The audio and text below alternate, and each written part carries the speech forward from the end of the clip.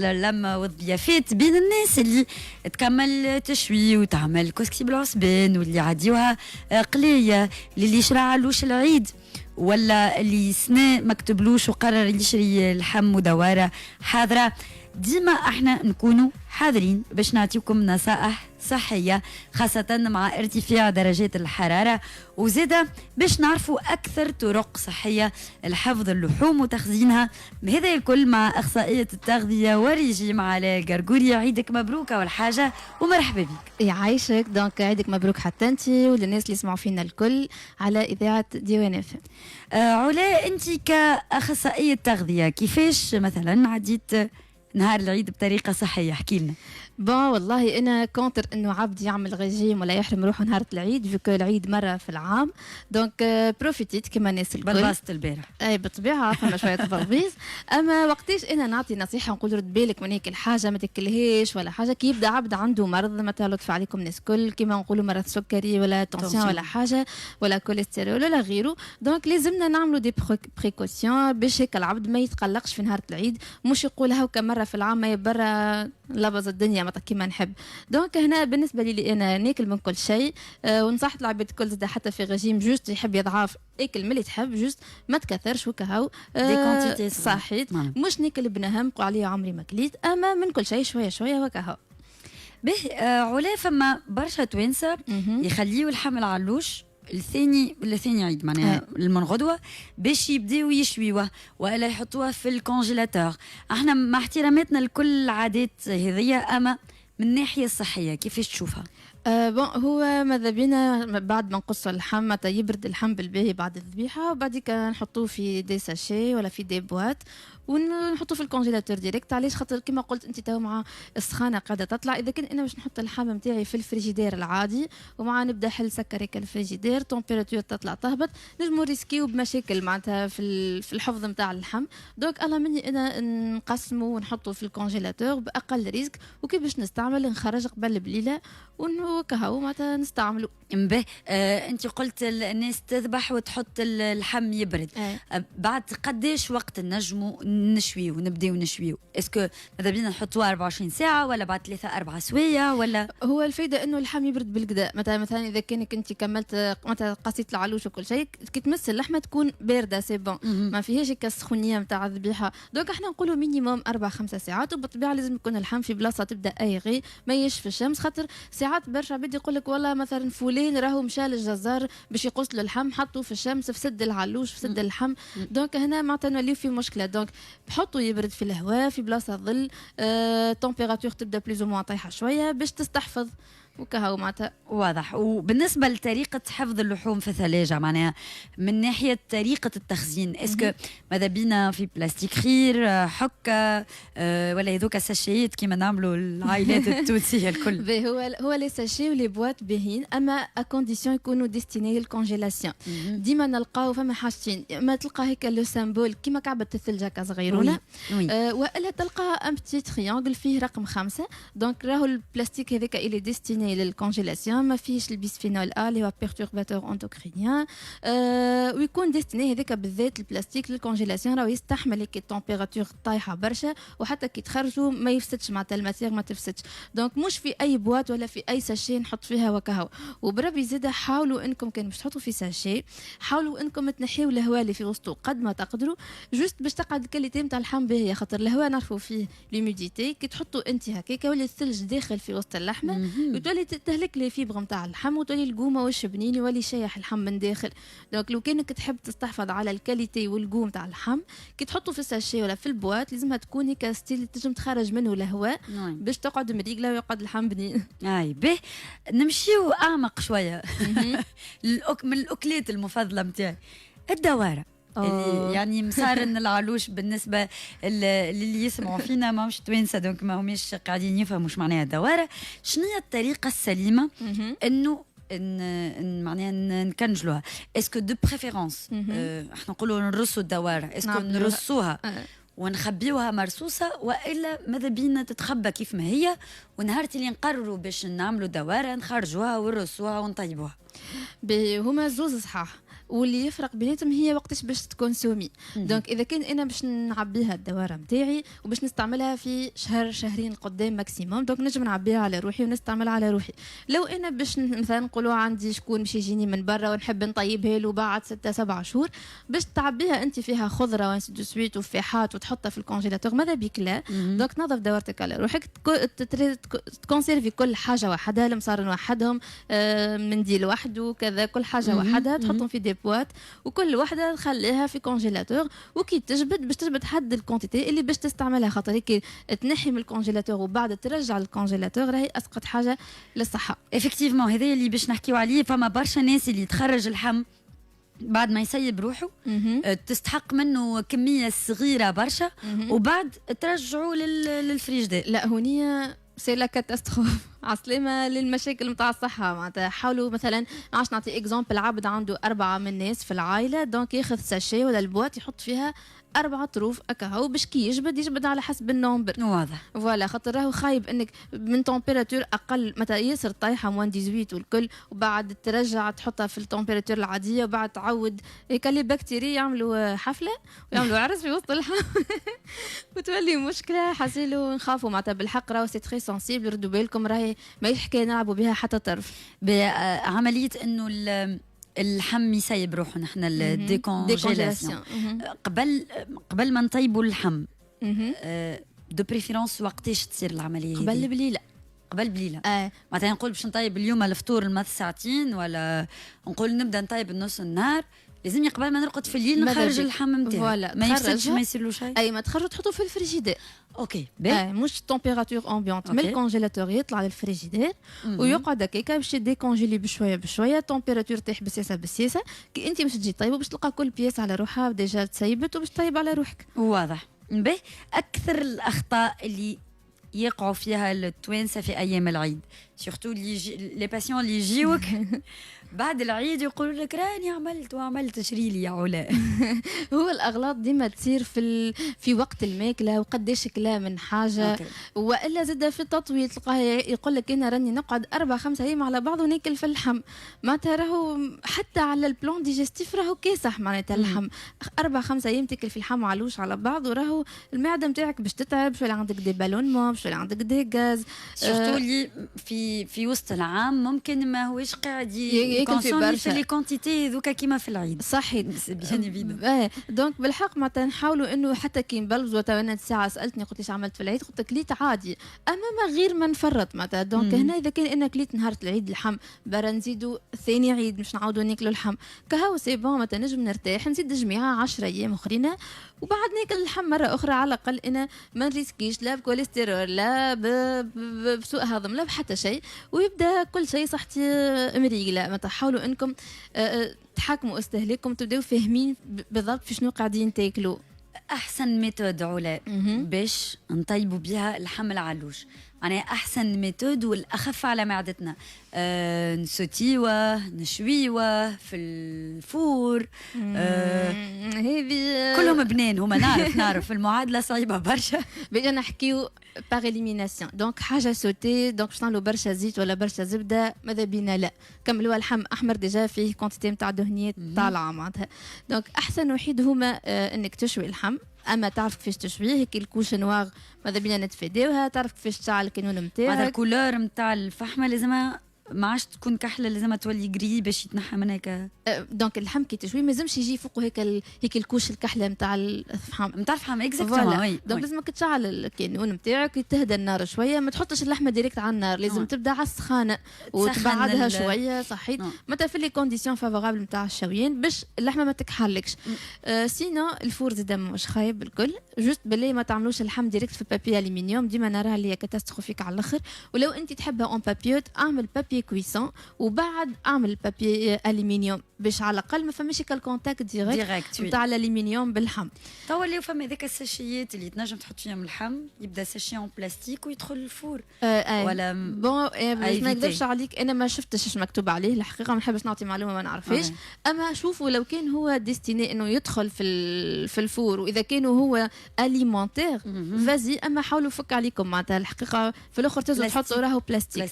دونك ما ننصحش الحقيقه اعمل بابيوت، حتى عبيت عن بابيوت حتى في الوراق نتاع العنب ولا في السلق معناتها تنجم تلقى حاجه ناتوري. سينو كيما قلت لك اعمل بابيي كويسون وبعده تحط الماتيغ الاخرى معناتها. سينو فما الفابور ياسر طاير معناتها مالغري مش بني برشا نفوروه معناها على فابور. فما عبيد طيب بالفابور خاطر متى يكونسيرفي كاليتي اللحم وصحي على الاخر معناتها. هاي نجربوها هذه اول مره نعرف كان سلطه مفوره يعني. سلطه مفوره فما حتى الحوت يعملوها مفور ساعات. تفهم في دارش قاعدين نطيبوا تحسني تروماتيزي من السلطه المفوره. ماما نسلم عليك ربي فضلك اما نقصلنا سلطه مفوره عايشك. المقفول هذاك تنجم تعمل فيه لحم وتنجم تعمل فيه حوت راهو سولون كلام علا زينه مس في النير اي كهو وسينا فما في الكوكوت في الكوسون في البريسيون في الكوكوت في البريسيون صحيح. دونك هذا حاجه حتى هو حاجه باهيه. وتطيبنا العادي في الكسكسي في المقارنه سي دو سويت. دونك كله باهي. دونك ابعدوا على الشويان بالغلط وابعدوا على الزيوت الزايده المقلي والسوتي وكل ابعدوا عليهم شويه باش نستحفظوا. ماهيش حاجه ممنوعه لو كان انا شتيت اللحم مشوي بالطبيعه يعني عبيت تكون ناكلوا في المشوي أكيد. اما كواحد لازم يستحفظ افيك موديراسيون. بالنسبه للقليه وللعصبان القيمه الحراريه هاو ماني كالوريز قال الراجل. القليه شيء كبير برشا القليه برشا خاطر احنا نعرفوا في مغرفه زيت راهي بريسك ما بين 90 100 كالوري. خاطر في جرام برك دهون راهو عندنا 9 حراريات. لحظه معناتها مغرفه هذيك زيت زيتونه اللي احنا ناكلوها هذيك 100 كالوري اذا كان هي تهز 10 مليلتر. مغرفه صغيره نتاع قهوه مثلا. مغرفه صغيره تهز 6 مليلتر اضربها في التسعه. ولا لا برشا معناها ديجا مغرفه زيت زيتونه فيها 100 كالوري. برشا معناتها بالحق حاولوا انكم تردوا بالكم معناتها من الكونتيتي اللي قاعدين تهزوا فيها من الزيت راهو كالوريك. وتعرف راهو الدهنيات تتثمن اكثر من السكريات خاطر جرام سكريات فيها 4 حراريات هكا وجرام دهون فيها 9 حراريات. دونك مثلا اكثر من الدوبل. دونك اذا كان حاجه مزيته ولا مثلا نقولوا سلطه صبيت فيها برشا زيت ولا لحم غطسته في الزيت كما القليه معناتها راهو الكونتور نتاع لي كالوري قاعد يطلع من غير ما تحس. معناها هذاك صحن القليه ينجم يكون فيه 400 كالوري 300 كالوري فاسيلمون. مثلا انا اش نعمل؟ انا القليه نهز طروف اللحم نستقطرهم بزيت ناكلهم. ما نعملش صحن زيت وفي وسطه القليه بكيكه بالزيت نتاعها نبدا نغطس فما اللي يزيد زيت قرعه. كيفاش يا ولا ولا هروز صحيت بالزيتون يا ولا. راهو هاي فاستعملت مغرفتين ساعه قلت لها سافا مريقله راهو ميدوما راهو نحكيو على ما نعرفش انا عاداتنا مش عادات نحكيو على المتعه والبنه الكل هكا معناها بنيه نحكيو على عروس نتاع بنيه في البلاد. كيفاش تقول لي يا ولا شوف هي المعلومه قلتها بالزيت مش قطرها لدرجه انك باش تشيحها لا ما تتهز طروف اللحم غير زيت. هذا اللي يحب يستحفظ. انت كليت اي صح باش بعد ماكله تونسيه ما تنجمش تستحفظ معاها يا ولا. كهو ما تنجم رانا نعيشوا في تونس معناها عندك حلين يا تهردها يا تتمخمخ وتتمتع بالدمق التونسي معناها ماكله تونسيه والهيلثي نحسهم خطاني متوازيين لا يلتقيان. خلينا بالقليه قلبي وجعني على القليه. فما حاجه ما جبدنيش عليها تذكرتها قديد. قديد هي ميثود دو كونسيرفاسيون تاع اللحم اما فيها برشا ملح. وكي نطيبوا به حاولوا انكم تطيبوا من غير ما تزيدوا ملح في الماكله هذيك خاطر هو ديجا يبدا مالح. وكي تاكلوا بربي ما تاكلوش دي كونتيتي كبار. هو هيك الكركوش زادا نقولوا له هكا في وسط برشا تقول في كلام يوجع فيا سوري الله يوجع فيا في قلبي معناها. هذوما الثلاثه اللي سميتهم لك عندك العصبان والقليه والقديد معناها انا عندي سامحني ما تحكيش فيه معي. راهو معناها عبارة تعذبني انت كان تقول لي مثلا راهو كركوش معناتها لازم كي نعملوا مثلا معشنا كسكسي بقديد ولا شكشوكة الخضر هذيك بالقديد راهو لازم الكركوش مغطي على الصحن معناها لازم كركوش بالشكشوكة مش شكشوكة بالكركوش. يا ولا شوف هو راهي التوعيه باهيه. اي معناتها واحد يقول المعلومه باش العبد يبدا فهم فاش قاعد ياكل. ساعات عباد راهو ياكلوا من غير ما يعرفوا اصلا هي شنيا هيك، يقول لك تي ما حسبتيش فيها، تي عشبيتي مره في خاطر احنا نشوفوها صغيره صحيح، دونك نحقروا معناها نحقروها معناتها. دونك هكا انت توا كي تولي تشوف صحن كيما قلت لي شكشوكه بالكركوش ولا كركوش بالشكشوكه تذكر تقول والله فيه برشا ملح راهو كذا، راهو لازمني ناكل لما شويه ما نكثرش، هاني نعمل بليزير نتاعي. اما ديما في اللي نحاولوا حتى كان كلينا نشربوا برشا ماء ونخرجوا نتمشاو. نتخيل بعد بلا هكا كونسيستون باهي وشويه خضره معاها على الاول، نعملوا نصيف ساعه ماشي ساعه غير با مارش باهيه تنجم تعاوننا باش كمان باش نحرقوا شويه وسليطه معاها. وتوا فما ما شاء الله القرفه وفما الكركم وفما بذور الشيا، هذوما كلهم قبل كانش نستعملوا فيهم، دونك نجموا نستعملوهم باش نصلحوا ريكوبيريو شويه اللي بلبزناه. نعم شكرا لك علا. انا باش نخلي لك اي نصيحه تحب تعطيها للتوانسه، اي حاجه تحب تعرج عليها وما حكيناش فيها من ساعه. والله ديما انا نحب نقول ان شاء الله ديما الناس الكل يكونوا فرحانين.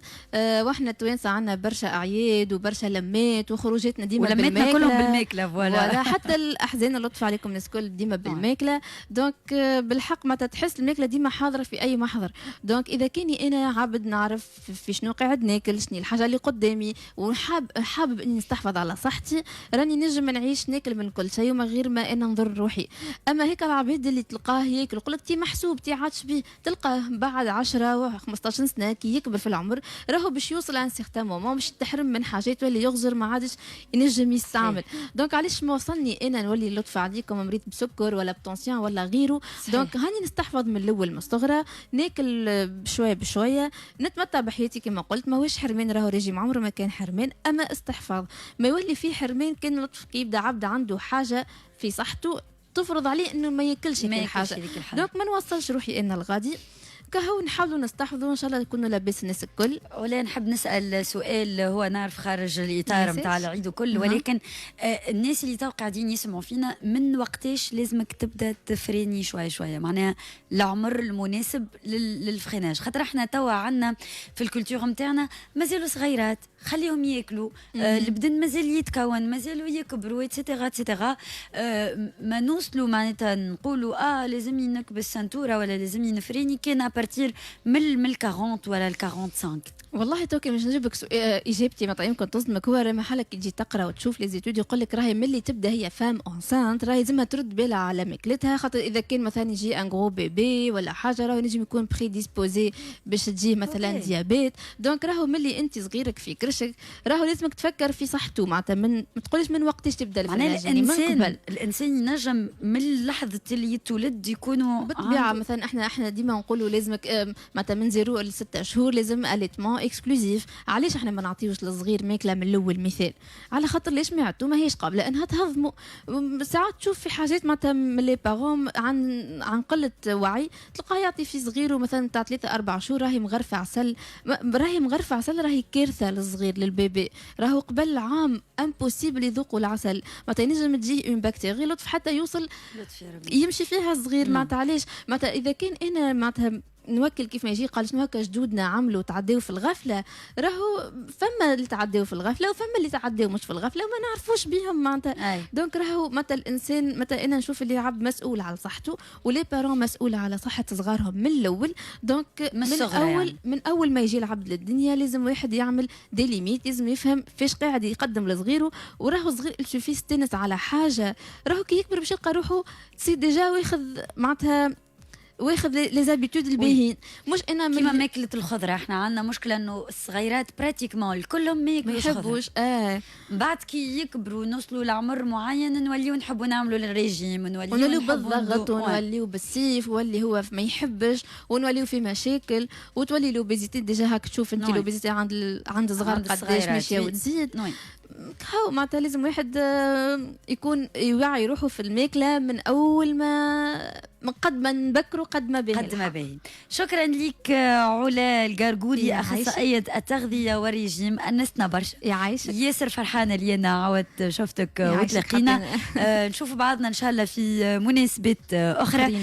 ميرسي بوكو اللي عطيتنا من وقتك وانسنا برشا اللي جيت بحثنا. نحن مازلنا مكملين معاكم كما قلت لكم من توا حتى ل6 باش تكون معانا نعاود نقولها باش تكون معانا فنانة اون اكسكلوزيفيتي لأول مرة على إذاعة تونسية. خليكم عليكوت مكملين معاكم حتى للستة باش نعملوا ترتيحة صغيرة مع الموسيقى ونرجعوا لكم. ديوان فام هي الموجة اللي تواتيك، مالا زيد في الصوت وخليك توجور على ليكوت.